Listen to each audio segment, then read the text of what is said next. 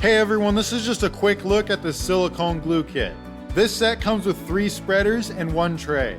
The tray is 3 inches by 6.5 inches and it's ½ an inch deep.